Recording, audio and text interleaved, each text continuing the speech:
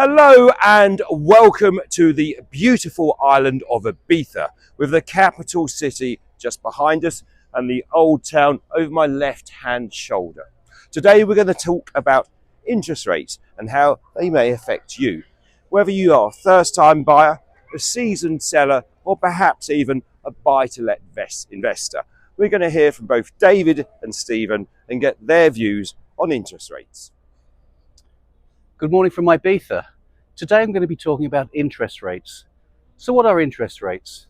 Well, interest rates determine mortgage rates, which basically is how much you pay for your borrowing, how much you pay for your mortgage. If we go back 15 years to the global financial crisis, when central banks around the world had to bail out banks to stop a collapse of the financial banking system, mortgage rates were slashed to close to zero, even negative interest rates, and we saw an extended period of approximately 15 years in the run-up to COVID before central banks embarked upon an aggressive rate rise program.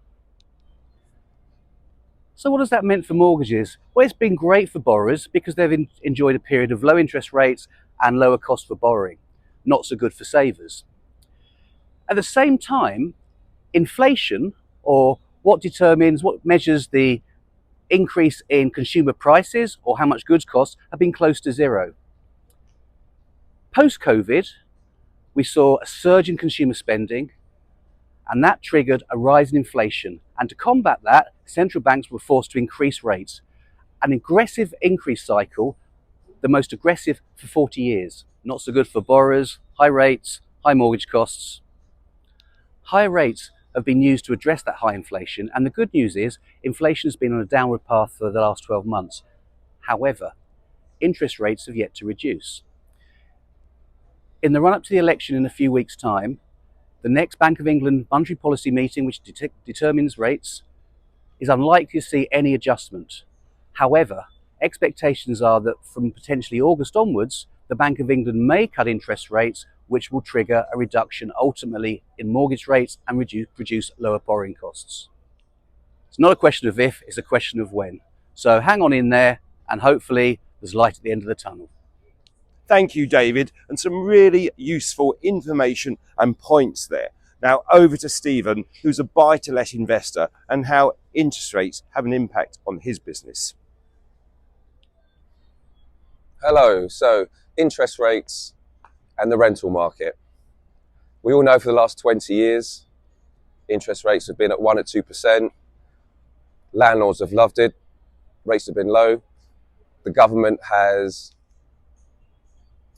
introduced new tax rules to de-incentivize new landlords from entering the market and to deter existing landlords from expanding their portfolios.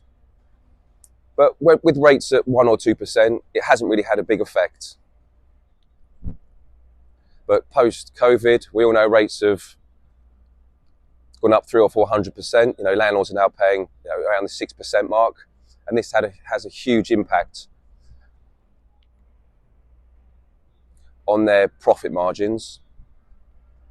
Many landlords that have entered the market in the last 10 years or so can now be even at a loss paying tax, even though they're making no profit at all. And I think that's probably one of the only industries where that happens.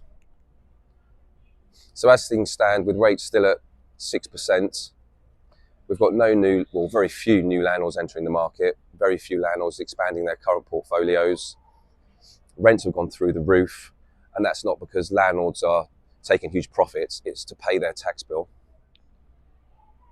So as interest rates hopefully start to drop over this summer maybe, or towards the end of the year, then hopefully we'll see more landlords coming into the market, more rental properties available, and of course that will have an impact on rental prices. So the lower the rates, the less pressure on landlords, and therefore the lower rents will be. So in summary, the lower interest rates will go, the more landlords we're going to see investing, therefore there'll be a larger rental market. It will decrease rents, tenants will be happier.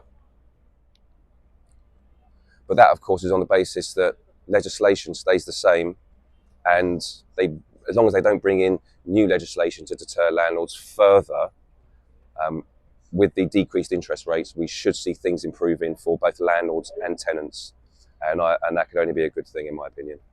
Stephen, thank you, David. I think you'll find they're really useful updates, and I hope you can take some snippets of information away from that. Keep watching for some more property updates. All now from the beautiful island of Ibiza. If you do get the chance to visit, the old town is the place to be.